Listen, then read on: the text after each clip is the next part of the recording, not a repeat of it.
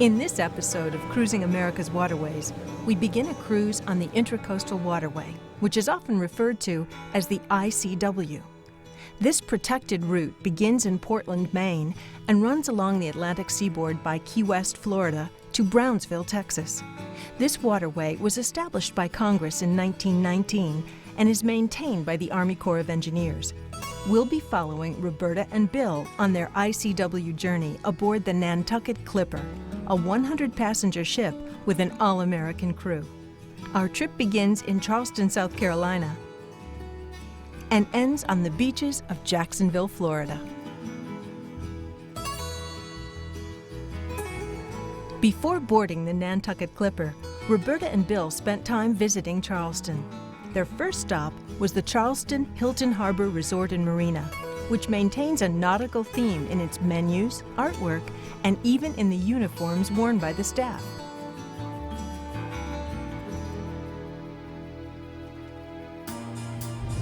Here we are in Charleston Harbor at Patriots Point, and behind me is the USS Yorktown, World War II's famous fighting lady. A movie by the same name was made during the 50s.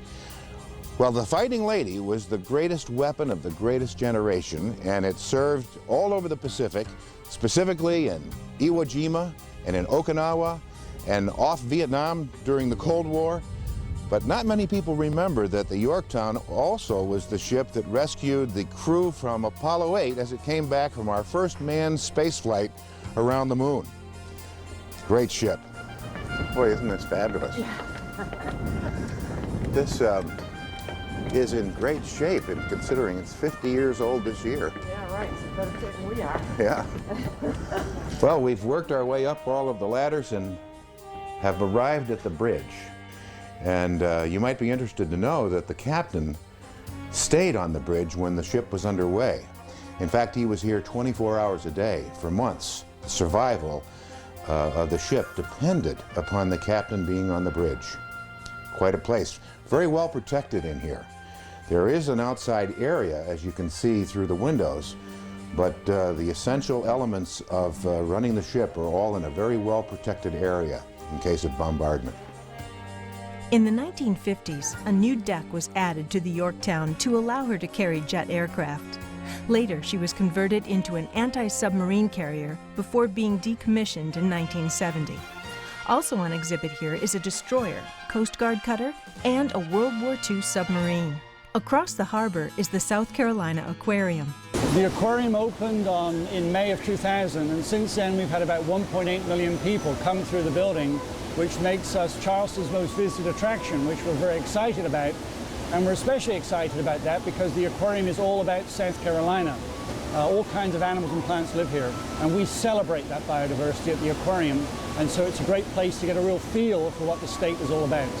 The aquarium is situated on Charleston Harbor at the east end of Calhoun Street, so there's wonderful waterfront access, and it's part of a development which we're now calling Aquarium Wharf. An Aquarium Wharf includes the aquarium, an IMAX movie theater, some restaurants, shops, the Fort Sumter Tourboat Museum and Tourboat Facility. And there are some docks nearby, but as yet you can't actually drive up your boat and dock next to the aquarium, but we're working on that.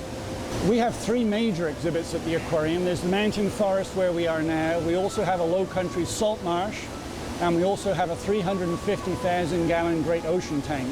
And so when people come to the aquarium, our real goal is to touch their emotions. We know people think animals are neat and wonderful and so on. We want to show them in context, perhaps show them in a way that people haven't seen before, and make them think about nature in a different way, so that when they go home, whether it be to Columbia, Greenville, or Columbus, Ohio, they go home and see nature in a different way and begin to say to themselves, how can I do something to safeguard nature for my children and my children's children? And then ultimately it's about touching people's emotions, because that's what makes people want to make a difference. Next to the aquarium is Fort Sumter National Park Visitor Education Center, where we refreshed our understanding of this national landmark. We're getting ready right now to go out on the Spirit of Charleston to visit Fort Sumter at the harbor entrance. Let's go.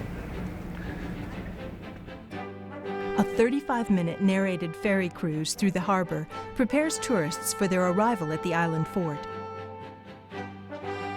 Nearly 300,000 visitors tour Fort Sumter each year. Fort Sumter was built to defend the United States against foreign invasion. So they were very fearful still of their neighbors across the Atlantic. There was just water here. So the first task was creating the island starting in 1829. They hauled in 70,000 tons of rock and granite from New England, Massachusetts, Maine, and New Hampshire. 11 years later, they had an island and started building the fort on top. After decades of turmoil with the North and the South and the different states, basically it came down to the presidential election in 1860. Abraham Lincoln was elected as the next president of the United States. And in reaction to that, on December 20th, 1860, in Charleston, 169 delegates met and voted for South Carolina to secede. As a result of that, 6 days later, under the cover of darkness, a Union garrison of 85 men with Major Anderson in command would move from Fort Moultrie to the much more defensive and defendable Fort Sumter. Chris Anderson did not surrender Fort Sumter, and 1 hour and 10 minutes later, 4:30 in the morning, April 12, 1861, that first crucial shot that started the American Civil War came from Fort Johnson from a 10-inch mortar cannon. The cannonball had a time fuse. It would explode like fireworks right above Fort Sumter. Then 42 more guns from the surrounding area then started firing onto the fort. Shells penetrated the fort's walls as the Confederacy continued its attack. Major Anderson would surrender Fort Sumter after fighting 34 hours to General Beauregard, and Anderson got his terms of surrender. He was allowed to leave Fort Sumter, taking their small arms and their flags with them as they left. Fort Sumter became a symbol of the struggle between the North and the South. The Union made recapturing the fort from the Confederacy a key element in its campaign strategy and mercilessly bombarded this now Southern stronghold. During the time of that 20-month siege, it is estimated close to 7 million pounds of artillery were fired at the walls of the fort, reducing it from 3 stories to what we have remaining today. On April 14, 1865, Anderson came out here out of retirement to re-raise the same flag he had lowered 4 years to the day. For this re-raising ceremony, many people were invited for the celebration, including President Lincoln. But instead, Lincoln had declined his invitation to come to Fort Sumter. Instead, he stayed in Washington, and it's that very night that he goes to Ford's Theater and he was shot. New technology was brought into the war. The Hunley was the first successful submarine to ever sink an enemy ship in battle. It sunk the USS Housatonic on February 17, 1864. The Hunley was not the first submarine, it was the first successful submarine. However, unfortunately, the Hunley never returned, and therein lies one of our greatest mysteries. The Hunley used to pull its torpedo, and the original plan was to go under its target, basically amidships, while the torpedo floated and it would drag its torpedo into the enemy. Well, at full power, all 7 men cranking, we estimate the Hunley would travel at 4 knots. Basically the pace of a brisk walk. The literature says they came perilously close to sinking themselves because the torpedo would keep on coming or keep moving in the direction its momentum was carrying it, and they couldn't maneuver out of the way on a turn. So that's when they decided that the torpedo should be mounted on a spar approximately 20 feet long at the front of the vessel. And then that changed the strategy. Instead of dragging a torpedo into a ship, it was ramming a torpedo into a ship and then backing up and then detonating the charge. Many people over the years had searched for it. Back in the 1880s, P.T. Barnum offered a reward to find the Hunley, but not until the author, Clive Cussler, in May 1995, found and discovered the Hunley and shared the coordinates with the Department of Navy. was the Hunley truly found. The Hunley was approximately 28 feet from the surface and approximately 3 feet below the bottom. It was recovered and just a phenomenal, fantastic day, August 8, 2000. After recovery, immediately the scientific analysis and conservation began, because it's been at the bottom of the ocean absorbing salts for 136 years. Now we have to remove those salts and stabilize that metal. We've done quite a bit of DNA testing, and we will continue to do that. Also, as part of our quest to treat the remains with the highest degree of dignity, honor, and respect, we want to give each face a story. The Hunley is a real human story. These men were very brave. They paid the ultimate sacrifice. Many people have asked, did the crewmen really intend to come back?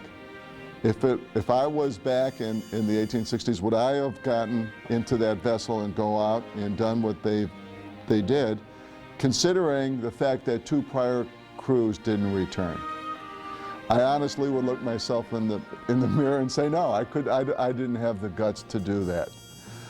Some people would think they didn't have a chance to come back, and it was definitely a one-way trip. There were too many things on board. The blue light, the provisions were there for them to come back. And I understand at that time of the conflict, desperate people do desperate things. However, this was not a kamikaze suicide type of a mission. They wanted to come back. A carriage tour is the perfect way to see Charleston, founded by the English in 1670. The city of 98,000 residents is America's most beautifully preserved architectural community.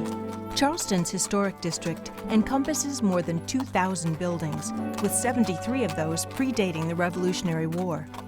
Colorful Rainbow Row is the longest cluster of intact Georgian houses in the United States and a favorite vista for artists.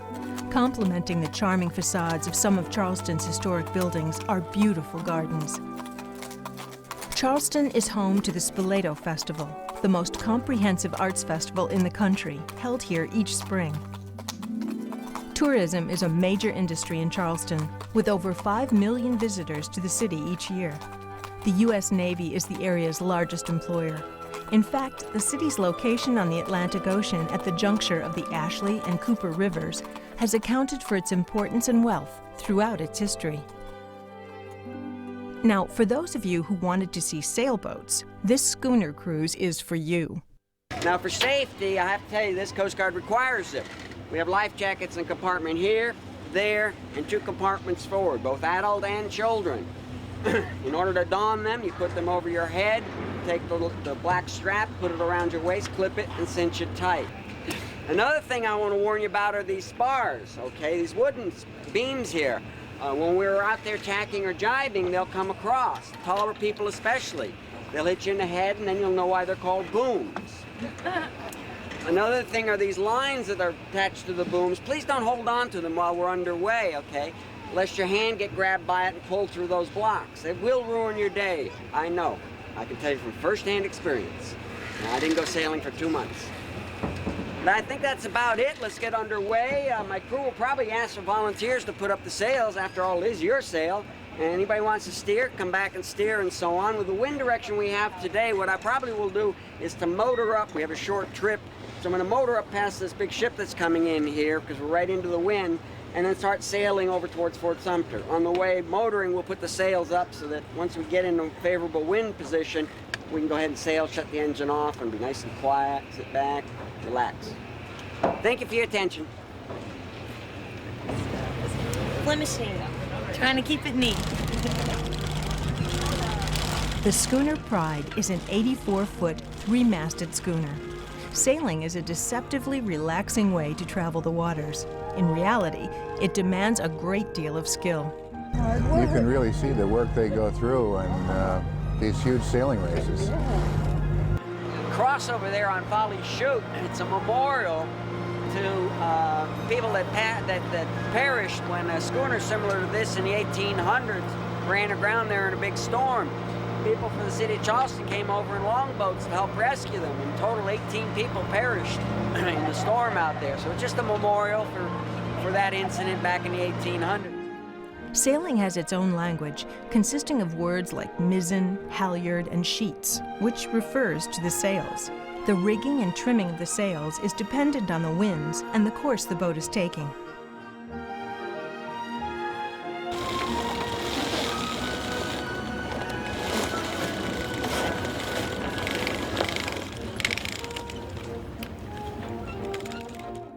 Of course, sailing is quieter and has lower environmental impact than powerboating. There's a running joke between many sailors and powerboaters, with each demeaning the other. The truth is that everyone who shares a common love of boating appreciates the differing skills used in sail and motor-powered vessels. As we made our way back to the waterfront, even this sailboat turned to its diesel engine for close-in maneuvering as we docked. Perhaps the best of both worlds. After all, it's not the machinery, but rather the search for adventure that brings all of us to the water. The Boathouse restaurant on the ICW welcomes boaters and even provides dockage. We got pointers on selecting and preparing fish. You know, there's a lot of different things you need to look for as far as buying fresh fish. Obviously, a fish should never smell like fish. It should always smell like the ocean, very clean, and the eyes are usually a very good indicator. Cloudiness in the eyes is not very good at all, you know, and basically you want your fish firm. You can press on it and make sure that it's firm. The biggest mistake a lot of people make, I think, is drying their fish out, overcooking the fish. The fish is supposed to be moist, and it's supposed to have some juices. You shouldn't be scared if you have some juices coming out of the fish, because that's really what you want, and that's really where the flavor that you get is from that. And drying out your fish, I mean, it's basically like drying out a steak. You know, it's not going to be very appealing. So. Roberta and Bill made a quick stop at the Dock Street Theater, the first theater built in America. It opened in 1736 and still offers a fine season of live theater. Sweetgrass baskets are local artwork. Tell us a little bit about how this basket tradition started. Well, the sweetgrass basket started over 300 years ago, and when the slaves came from Africa, they settled here in Mount Pleasant at Boone Hall Plantation, and this art was brought over, but they didn't have the materials to work with. So we used all the materials that was growing right around the plantations, which is the palmetto, the sweetgrass, the longleaf pine needles, and the bulrush. And that's what we used to compose the makeup basket, because those are the things that we actually had in this particular area. These baskets are appreciated worldwide.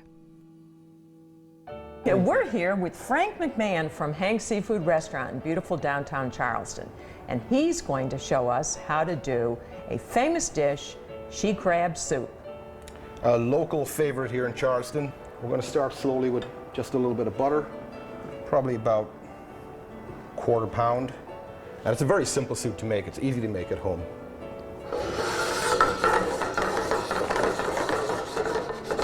Okay, at this stage we're going to add our onion. Now, how much onion is that? I'm going to say this is about a cup of onions. Cup of onion. All right. At this stage we can add our celery, probably about a half cup of celery. Mm-hmm.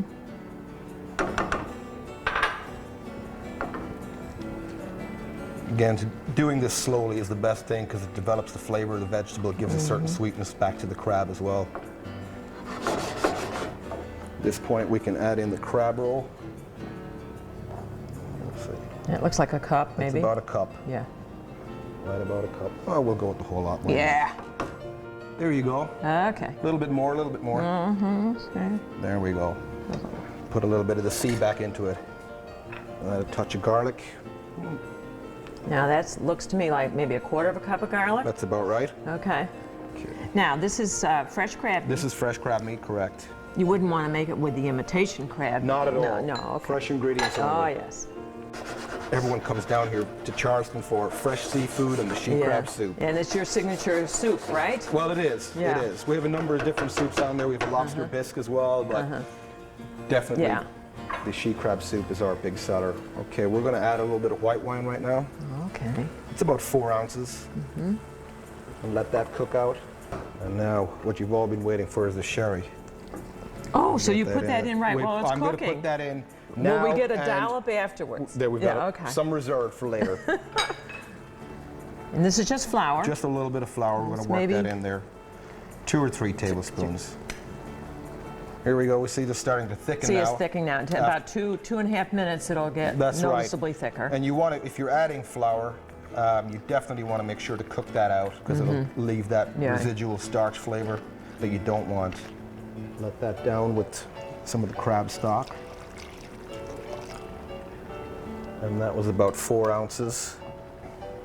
I'm going to go ahead with our cream. That's heavy cream? That's heavy cream. And that looks to me like a pint, right? That's about a pint, correct. And what I'm going to do is I'm going to transfer it to this pot so when we blend it, it won't spatter everywhere. Okay, be careful.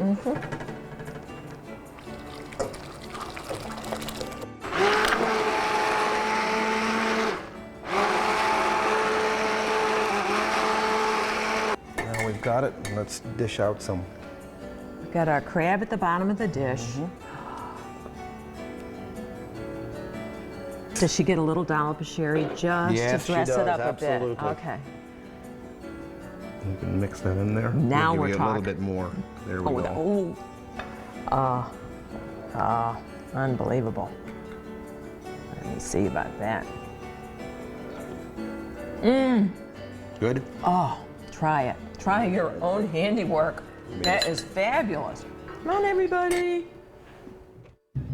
The ship headed out of Charleston Harbor into the ICW. The waterway's minimum depth is 12 feet for most of its length, but some sections are as little as 7 feet deep, creating unique navigational challenges, according to the Nantucket Clipper's captain. As I tell the passengers, we never do run aground here on the Intracoastal Waterway. Well, we have 3 things that can happen. First is if the boat takes a sudden turn, that's called a close encounter of the shoal kind. The second thing that can happen is that we can be touching the bottom and keep on moving, and that's called dredging. We change our designator from passenger vessel to dredge. Third thing that can happen is when we touch the bottom and we stop moving, and that's when we're holding our position awaiting the tide. The going aground is not a good thing, and we never do that here. The first port of call, Beaufort. The ship docked along a downtown waterfront that also includes a marina popular with boaters. Welcome to the Queen of the Carolina Sea Islands, Beaufort, South Carolina, the second oldest city in South Carolina, second only to Charleston. Beaufort was founded in 1711. It's named after Henry Somerset, the second Duke of Beaufort. There's a town in North Carolina named after the same man. They pronounce it Beaufort, but we in South Carolina pronounce it Beaufort.